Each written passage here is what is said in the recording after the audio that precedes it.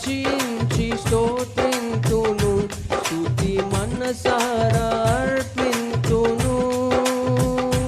కష్టకాలమైన నష్ట సమయమైన నీదు నామము గణపరతును.